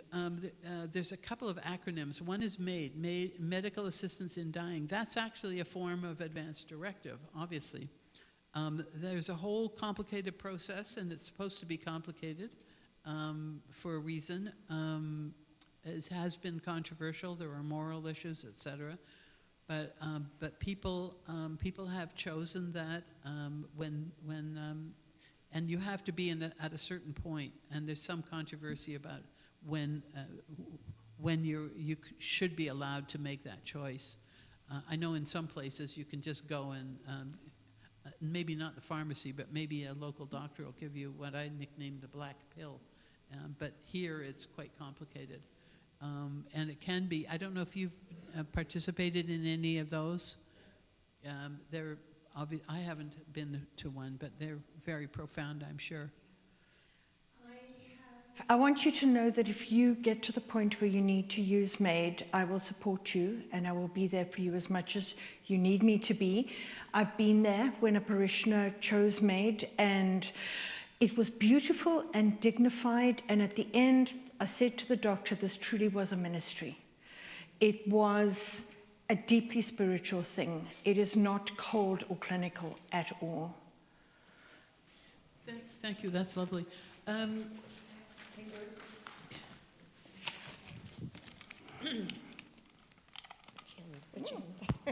We need 2 monks.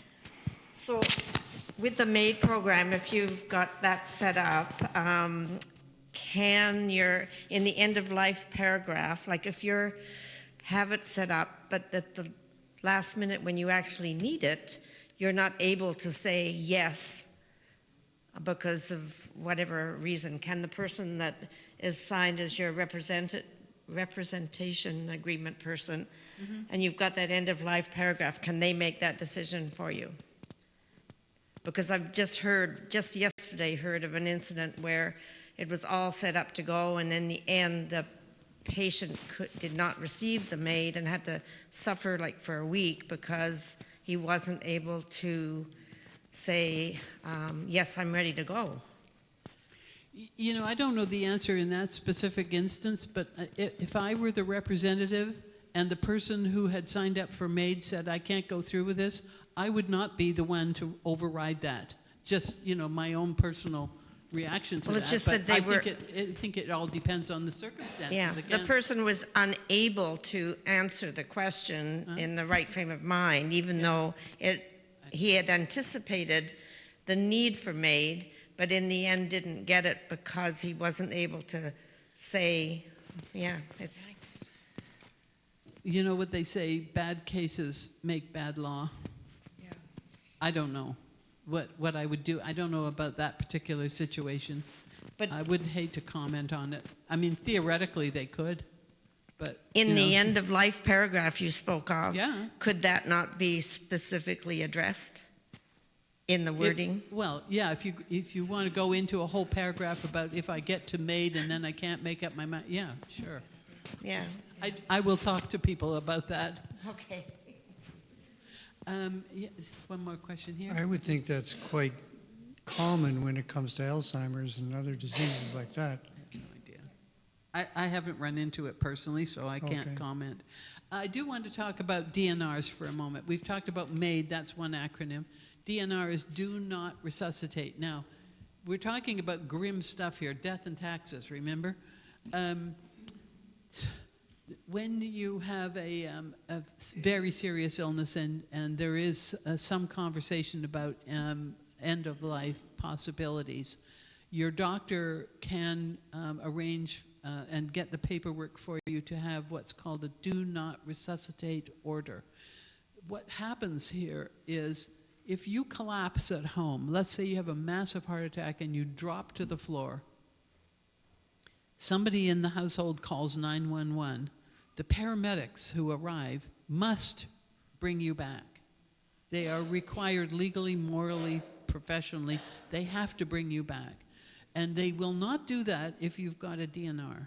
But the DNR has to be in place and somewhere where somebody can show it to them so that they don't do that. And it's a great indignity sometimes, and why the do not resuscitate orders have come about is because it can be such a horrendous indignity, because if they do bring you back, you're probably not going to last a long time or have any function. So it's just another thing to think about if you're in a situation where you may have somebody coming to your door based on a 911 call. DNR, and they used to be blue. I don't know what they look like now. They used to be like somewhere on the fridge or the back of the front door or something. They're still blue? Oh, yeah. Yeah, you put them on the fridge because they'll look on the fridge. So that's just another little snippet of information to have about all this. So we're coming up to high noon. Any more questions? Sure.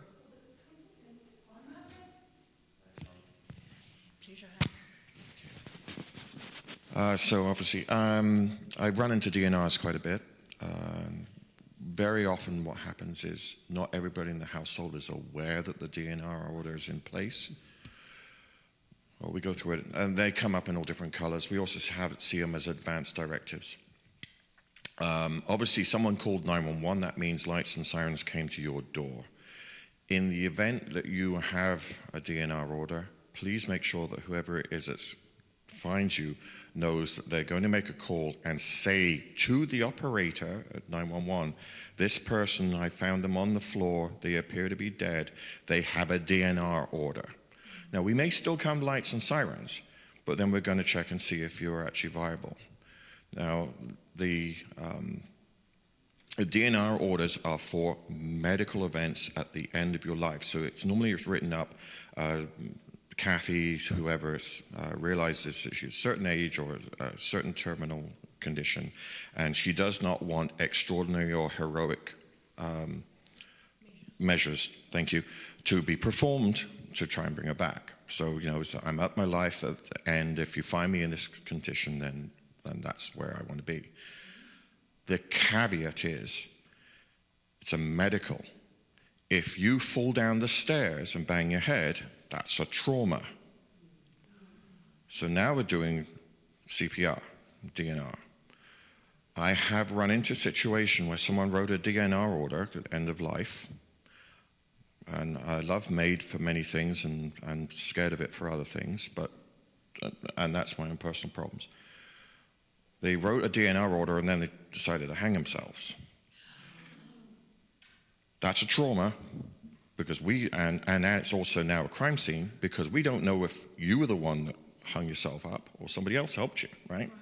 So there's a lot of things to this, and I'm sorry to kind of scare you, but please make sure everybody that you think is likely to find you on the floor, that includes the house cleaner, knows, sorry, but it does happen, knows that that is what your wishes are. So they find you in a condition where obviously it hasn't been a trauma, you've just, you're dead in bed or whatever, that gets transferred through. We did have a situation, that was one of the local departments here, end of life, the whole family came over to kind of, mum's dying and whatever. The grandson, the little boy downstairs, doesn't know. All he knows is everyone's upstairs upset and grandma's not well. He calls 911, right? So, I know that there's all these kind of little wrinkles in it, and as a fire officer coming in, one of the first things I'm going to do is, if someone's already doing CPR, I'm going to continue CPR. I've been in a situation, someone's doing CPR, I'm doing CPR, and then they remember, oh, there's a DNR order on the fridge. So now I've got to wait until I can get the ambulance crew in, they make the call, and then phone and say, yeah, this is, stop doing that. So I know it sounds kind of like painful, and I'm kind of bringing all kind of my backwash to this, but just kind of be aware that there are some of these different wrinkles. One of them is trauma. So if you've had a traumatic injury, then the DNR order doesn't necessarily count, right? It's for a medical DNR. Thank you. Thank you.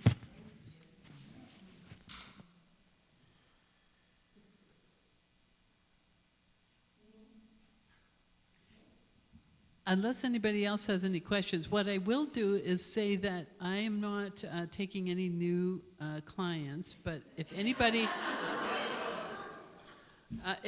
wants to have some legal advice, updating their will, their power of attorney, their representation agreement, anything we've talked about today, we have a law firm that we have a great relationship with. It's down the street from the Synod office, and a bright young woman lawyer who does this work. If you want to, I would refer you to her, and I'll give her information to Ingrid. So if you don't mind being the Yeah, absolutely. So you can contact me, but you won't get any legal advice from me or documents, because I'm not doing those anymore. These guys keep me busy. Yeah, they do.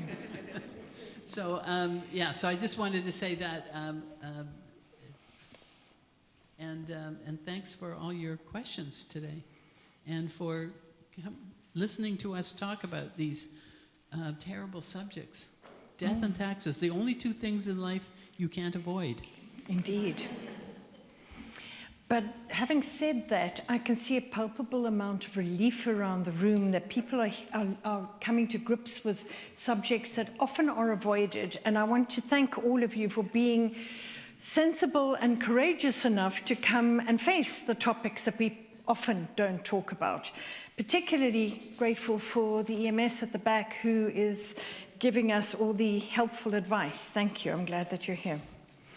All right, so this is a heartfelt plea from your priest. Please do not tell your family, I don't want a funeral, I don't want to put you to all that fuss. And I'm going to interrupt you and say, don't put it in your will. Please don't. I have asked for instructions on your last wishes, and a lot of people say, well, I just don't want anything, no fuss. And I tell people, it's not for you. Yeah, exactly. It is not about you. I had this in the last week. A parishioner who hasn't been here for a long time because he's been very ill, and his poor wife can do nothing because she feels that she needs to honor his wishes, and so therefore there can be no funeral. I have in the past honored the letter of the law and then somehow just creatively turned the Sunday morning service into a remembrance of somebody's life. So beware, if you do that, I may just work around that. Seriously, this is not for you. It's for the people who love you and deserve the right for closure and deserve the right to celebrate your life, because you're all amazing human beings. So, you have been told. Second of all, and you've heard this from me at least 4 or 5 times, and you're going to hear it from me again. It breaks my heart when people's unchurched children say, oh, they don't want a funeral, when I've known exactly what that person wanted and I had nothing to prove it with. That is why I want you to fill this document in. And it will go into our office here. I know that this was done some time ago. I know that at least Carolyn has done this before, and she's... Yeah. So this is not for public consumption. It's for me. And I want you to think thoughtfully about what you and your family would want to celebrate your life. You have favorite hymns. I know it's the Old Rugged Cross or In the Garden. It's fine. Have a look at the recommended readings. And if you don't feel like looking all of these up because you're Anglican, I will put the document up. I will make a page online and put the document you can download and have a look. Can I tell you how much easier it makes for your family? Because I've sat with people and they've gone, I don't know what scripture. Also, there's a reason why these ones are recommended, because a funeral is a celebration of resurrection. It is a time that begins with, and the way I shape funerals always begins with remembering the person and then goes towards resurrection. It is a time that points towards hope. We can't be having ghastly, miserable, downer readings in a funeral, which is why these are recommended. Likewise, please don't choose downer, awful hymns either. And if you choose Abide With Me, we're going to be doing it double speed. So this really helps me. The contact details of your next of kin. It helps to have the name we know you by. For example, Lisa Broderson is known legally as Hillary, but so your real name, Lisa, I'm looking at you online. The date of completion, and things like, will the remains be present at the funeral? If the remains aren't present, then it's a memorial service. That's the difference between a funeral and a memorial service. In the Anglican Church, I know people love calling it a celebration of life. It's actually a funeral. Look in the prayer book. So whether your remains will be there or not, do you have a place where your remains will be interred? Because there's a liturgy that goes with that, and we go after the funeral, and we bury you, and there's a short 15-minute liturgy that goes with that. We no longer have a registered memorial garden. We can't bury all of your ashes, but there's nothing to say you can't scatter a handful of ashes in the garden if part of you wants still to be here. I've told my son I do. I want part of me still to be here. All the way through COVID, I'm going down to service details, all the way through COVID, we had only graveside services, which was really awful because you wanted more than you wanted a choir and everything. Sometimes people choose to have a funeral at a funeral home, but please don't. Here is much better. Do you want to have it with the Eucharist or not? If it's going to include everybody in the congregation, then yes, please do. If you and 3 people are the only people who are Anglican and everybody else is going to feel awkward about Eucharist, then maybe not. But remember, everybody is welcome to come up for Eucharist, right? I have sat in funeral planning meetings over the last 21 years where there are fights about who's giving tributes. Sort it out now, please. And no more than 5 minutes, otherwise the funeral becomes a hostage situation. I'm not kidding. I can tell you horror stories. The tradition in the Anglican Church is that the family is offered the opportunity to give people who are special the chance to read the readings. You might want to consider that once you've chosen what your readings are. The priest or the deacon always reads the gospel. If you're having a Eucharist service, then you're going to have all 3 readings and the psalm. If it's a funeral without the Eucharist, you can cut back on that if you want a little bit. You need at least a psalm and a gospel. So there is hilarity in the back row. I need to separate those two. Let us know if there's some kind of additional liturgy or litany or something that goes with it. For example, are you a member of the Freemasons? Are you a member of a particular sorority? Something like that. I need to know. And then we'll need to know, are we live streaming as we are today? Do you want us to record it and put it on our memory stick? Would you want to have a video tribute? Usually better before the service than in the middle of the service, otherwise it gets lengthy.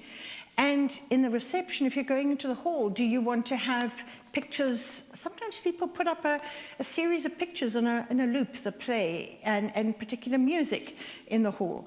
All of those things for you to think about now to take the burden away from your family for when your turn comes. Are you going to have the reception at the church? Some people don't. Please decide now where you want your donation to go. Donation in lieu of flowers, because often the family has no idea. And they go, and if there's anything else you want. I mean, if you want a clown in the service, you need to write that down. I wouldn't know. So please, before you file this, underneath all the junk mail that comes into your house and it collects dust and you forget it, please think about this and fill it in and get it to me or to Caroline, and we will file it safely for you. And in another 5 years' time, we're going to do this again and you can update it. But this is a kindness to your family, so that they don't have to make difficult decisions in a very tough time when they're still stunned and walking around shocked and shell-shocked and they don't know what to say. Do this and do it for me, please. I want to be able to say, I know you think they don't want a funeral, but look here. And sign it at the bottom. Yep. What's the timing between date of death and funeral? What is the timing between date of death and funeral? It all depends. No, that's my line. I just stole it. You didn't have a copyright sign on it. You know, it really does depend. Some people want it, and please don't do this. We want it at the end of this week. Caroline and I die when you do that, because we have to organize everything. The Altar Guild has to organize things. There are flowers to get. We've got bulletins to put together. So please try and give us at least a bit more than a week. But sometimes people say, I've got relatives in Saskatchewan and they need to get here and we'd rather do it in 3 weeks' time or 6 weeks' time, and that's okay. So it's whatever works for you. But please do have a funeral. You know, it can be, you've all attended really beautiful funerals and you know how healing that can be. Other questions? I know there was something else I was going to tell you, and now I can't remember what it was. It's been a very long week. I've been on clergy conference all week. So, any questions, please ask me. I will put this up on the website for you to have a look at. Just so that you know, if you are a member of this congregation, we do not charge you for the funeral. It's up to the discretion of the musical director or whoever's playing the music for the funeral, whether they charge or not, but we will not charge you for my service, for the use of the premises, for the live stream. You're active members of the congregation. There is no charge.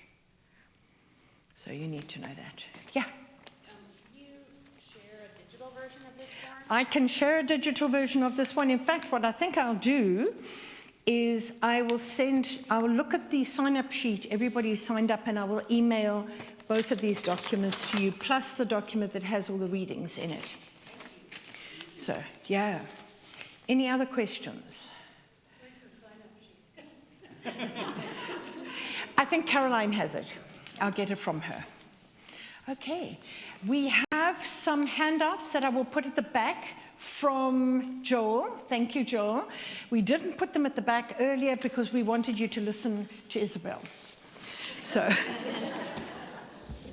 that was my rule. Those are my keys, yes. It says Ingrid on them because I do this. Jeff and Gay showed me a book called Putting Your Affairs in Order. I would not recommend that you use the will that they have in there. Go to a proper lawyer. But they have some very useful checklists. Don't use the will. No, I just said that. Thank you. Don't use the will. But there are some very useful checklists in here because it's very easy when you are stunned and grieving for things to fall between the cracks, and next thing, 8 months later, you realize you've still been paying for your late partner's cell phone account. So I'm going to buy a copy of this for the library, and there are downloadable check sheets that you can fill in, telling your family, for example, I have savings in this bank and this bank. I have an insurance policy with here and here. Letting them know all the information that's in your head but won't be in your head to help them when you pass. Well, I hope it won't be in my head. Yeah? A couple of years ago, my brother... Okay, if you're going to do a little talk, I'm going to give you a microphone. Or Michael shout at me. A couple of years ago, my brother shared something with me that I've carried on. He had a book called Just in Case. And I've updated it a few times. Everything's in alphabetical order, where my bank accounts are, and I find it very instructive to go back to it every once in a while, and I need to update it. Yeah, absolutely. Thanks, Dad. I'm also, can I just interrupt for a Please. second and mention that there are things that are not necessarily obvious to you that you might think of. I've got Facebook friends who have been gone for years. Yeah. You need to think about who's going to take that down. That all those digital things that we never used to worry about, us old people. But yeah. Yeah, thank you for talking about yeah, that. Yeah, it's important. Yeah, it is important. You can, the moment somebody's died, you can request from Facebook that they memorialize that person's page, which means people can post, like, we miss you on your birthday or that kind of thing, but it's no longer an active page. And it took me a while to figure out how to do that, but I did that for my dad. And it's really rather lovely. You can actually put a little tribute to them and everything. So those are the things you need to think about now, otherwise your kids will have no idea. I mean, if you have $500 notes under your mattress in a spare bedroom, you need to tell them, right? Okay, that joke didn't land well, did it? Any other question?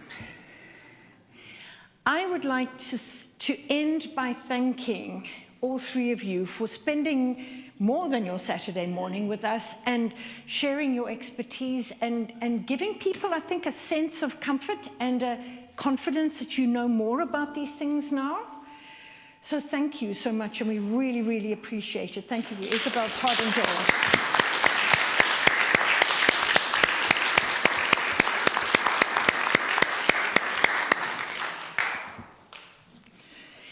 Okay, I'm going to put these at the back. Okay.